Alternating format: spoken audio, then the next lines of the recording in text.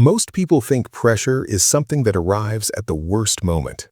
A deadline, a confrontation, a crisis that knocks without warning. But Musashi lived with a harsher truth. Pressure doesn't arrive. It's always there. You just notice it when you're unprepared. Miyamoto Musashi fought over 60 duels and never lost. Not because he was always faster, not because he was always stronger, but because when everyone else panicked, he stayed disturbingly calm. And that should bother you. Because today, people crumble under things Musashi would have considered background noise, a comment, a delay, a moment of uncertainty. So the real question isn't how Musashi stayed unshakable. It's why we've become so easily shaken. Right now, pressure is everywhere. Careers that can collapse overnight, money that never feels secure, attention that's constantly under attack. We live in the most comfortable era in history, yet anxiety is at an all-time high. That irony isn't accidental. Musashi understood something we've forgotten. Pressure doesn't break you. Your relationship with pressure does. Musashi was born into chaos. Japan was fragmented by war. Violence wasn't a possibility, it was a guarantee. By 13, he fought his first duel, not with years of training, not with a carefully designed plan, but with complete acceptance that he might die.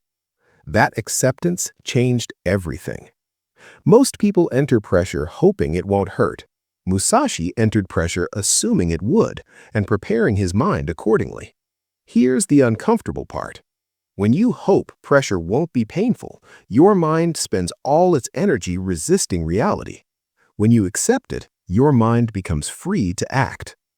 Musashi never fought to feel brave. He fought to see clearly. And clarity under pressure is a weapon. There's a story that captures this perfectly.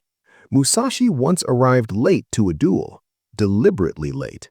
His opponent was already furious, pacing, sweating, burning energy before the fight even started.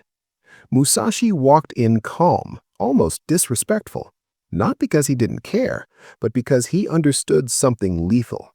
The battle had already begun. Pressure doesn't start when the moment arrives. It starts in the mind before the moment. While his opponent imagined humiliation and defeat, Musashi stayed present. No fantasy, no panic, just what was directly in front of him. The duel ended quickly. Pressure makes people predictable. They rush, they overthink, they tighten their grip when they should loosen it. Musashi trained himself to notice that tightening, inside himself and inside others. Most people think calm means softness. Musashi knew calm was control.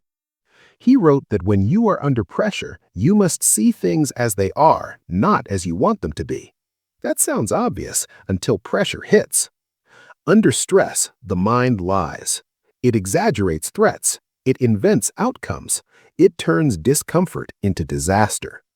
Musashi refused to negotiate with those lies. He practiced something brutally simple. Do not add emotion to what already exists. Fear might show up. He didn't fight it. He didn't dramatize it. He simply didn't let it make decisions. That's the difference. Most people ask, how do I get rid of fear? Musashi asked, why should fear get a vote?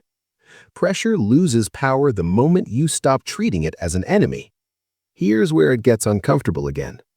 People today chase confidence. Musashi trained indifference. Not indifference to outcomes, indifference to ego. He didn't need to prove himself in the moment because he had already done the work before the moment arrived. Under pressure, you don't rise to the occasion. You fall to the level of your preparation. Musashi didn't rehearse success. He rehearsed chaos. Cold mornings, hunger, fatigue, uncertainty. So when real pressure arrived, it felt familiar. Meanwhile, most people train only in comfort and expect strength to magically appear when things get hard. It doesn't. Musashi also understood timing in a way that feels almost unfair. He wrote about waiting, not passively, but attentively.